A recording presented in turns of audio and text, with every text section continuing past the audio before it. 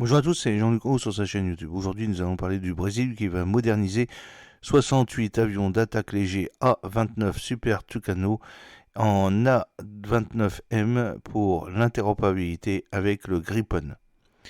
Comme l'a rapporté Defensa le 19 novembre 2024, l'armée de l'air brésilienne, la FAB, va lancer la modernisation de sa flotte d'A-29 Super Tucano au standard A-29M en 2025, suite à la conclusion d'une étude de faisabilité attendue début 2025. Ce programme, qui améliorera l'interopérabilité entre l'A-29 et puis l'avion de chasse Gripen, concerne 68 appareils actuellement répartis en 4 escadrons opérationnels, le Scorpio, le Flecha, le Grifo et le Joker. L'escadron Joker, basé à la base aérienne de Natal, est chargé de la formation avancée des nouveaux officiers de l'avion de combat en transition depuis l'Académie de l'armée de l'air, l'AFA. Conçu pour les conflits de faible intensité, l'avion d'attaque léger Embraer A-29 Super Tucano transporte une variété d'armes, notamment des mitrailleuses, des bombes et des munitions à guidage de précision. La modernisation de l'A-29M vise à aligner l'avionique et les systèmes du Super Tucano sur ceux du Gripen NG JAS-39EF, l'avion de combat avancé de la FAB. Les mises à niveau prévoient notamment le remplacement des écrans du cockpit actuel par un écran à large zone WAD, similaire à celui du Gripen NG. D'autres ajouts comprennent un nouveau capteur électro-optique, des armes guidées par laser, un blindage renforcé, des systèmes d'autoprotection contre des menaces de missiles et la liaison de données BR2.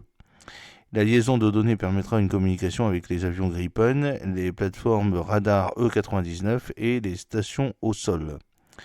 Le package de mise à niveau introduira également un système d'entraînement synthétique qui simule les environnements de guerre électronique, les menaces aériennes et terrestres et les modes radar pour les opérations air-air et air-sol.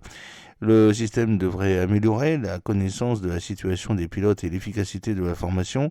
La direction de la FAB a confirmé que le programme de modernisation vise à maintenir et à faire évoluer sa flotte existante plutôt qu'à acquérir de nouveaux avions. L'A-29 Super Tucano, également connu sous le nom d'EMB-314, est un avion d'attaque léger et d'entraînement avancé développé à l'origine par la société brésilienne Embraer.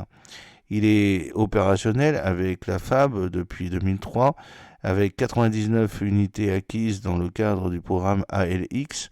Conçu pour les conflits de faible intensité, il transporte une variété d'armes, notamment des mitrailleuses, des bombes et des munitions à guidage de précision.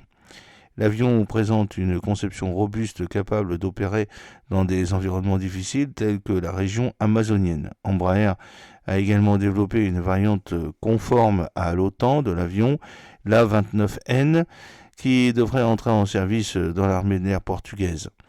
L'entreprise a également étendu sa production grâce à des partenariats au Portugal et aux États-Unis, produisant des avions pour des opérateurs internationaux, notamment l'Angola, l'Équateur, le Nigeria et les Philippines.